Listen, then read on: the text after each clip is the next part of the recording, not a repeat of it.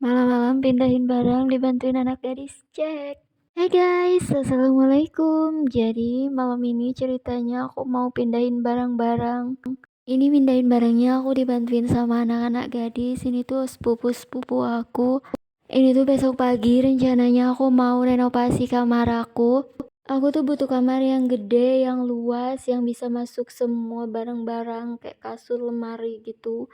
Karena tuh kamarku sebelumnya itu sangat kecil, hanya bisa masuk tempat tidur aja.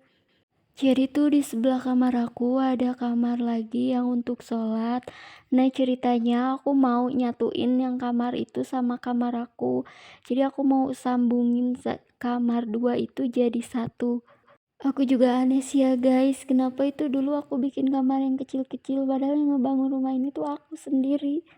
Dulu itu aku mikirnya yang penting rumah jadi, ya udah walaupun kamar kecil ya udah bodo amat, aku nggak mikir kamar kecil atau apa gitu. Tapi sekarang baru terpikir sama aku tuh kalau kamar kecil tuh ternyata nggak nyaman banget.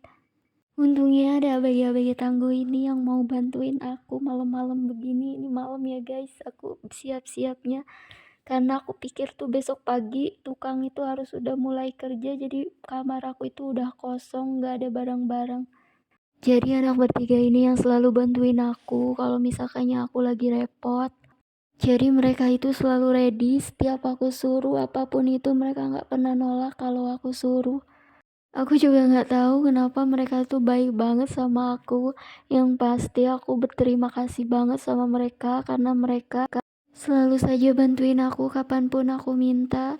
Ini yang kerjain semua mereka ya guys. Mereka tuh yang angkutin barang, mereka semua yang pindahin barang.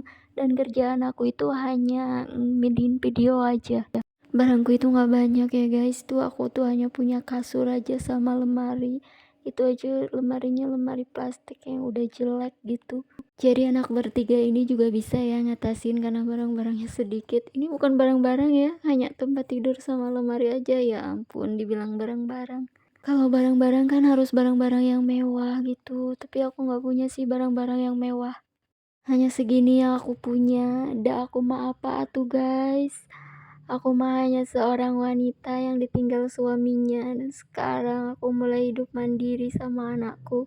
Jadi aku tuh harus jadi bapak sekaligus ibu. Jadi aku punya tanggung jawab dua untuk anakku. Jadi ibu dan juga jadi bapak. Emang sih ya guys, jadi ibu sekaligus jadi bapak itu rasanya berat banget. Tapi alhamdulillahnya Allah itu selalu aja ngasih kemudahan untuk aku dan anakku. Anak yatim ini tuh gampang banget dibawa usahanya. Anak yatim mah babari dibawa usaha nate aya we jalan ejeng rezeki nate. Ini masih dengan trio riwe. Kenapa aku bilang trio riwe? Karena itu anak tiga ini riwenya luar biasa. Jadi tuh kalau ada mereka, rumah itu rame banget, bising, rame, riuh, kocak banget tuh mereka itu. Malum lah ya anak seusia mereka itu lagi masa-masa puber, lagi masa-masa jatuh cinta. Jadi topiknya mereka itu sekolah, cowok ganteng, sosial media. Kalau ngelihat mereka itu kayaknya enjoy gitu, happy gitu kelihatannya kayak nggak punya masalah gitu, kayak nggak punya beban. Jadi bawaannya itu asik aja rame gitu ya. Selain cantik, mereka juga kuat ya guys. Ini mereka udah selesai mindahin barangnya. Jadi barangnya cuma segini aja. Terima kasih ya Tri Riwe udah bantuin kerjaan aku. Jadi ini kamarku guys. Ini bukan kamarku, ini kamar untuk sholat. Ini tuh sempit banget ya guys. Nah ini kamar aku. Ini juga kamarku sempit banget, makanya aku mau bikin jadi besar, jadi aku satuin kamarnya. Aduh gak terasa aja ya guys, ini tuh udah pagi dan waktunya bapak tukang untuk kerja. Ini tuh mulai kerjanya dari jam 7 dan kerjanya itu sampai jam 4 sore. Ini mau mulai hancurin dulu dinding pembatasnya. Jadi dinding pembatas ini antara kamar aku sama kamar untuk sholat. Ini udah kelihatan dindingnya udah mulai hancur dan kita hancurin semuanya sampai tuntas ya guys.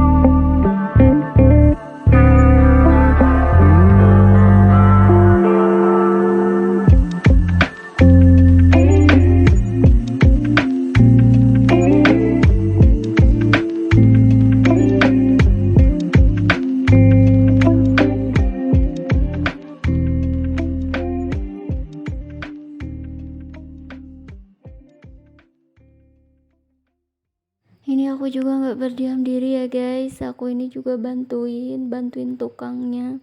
Karena hari ini tuh tukangnya kerja sendiri karena temennya tukangnya itu masih pada punya kesibukan masing-masing.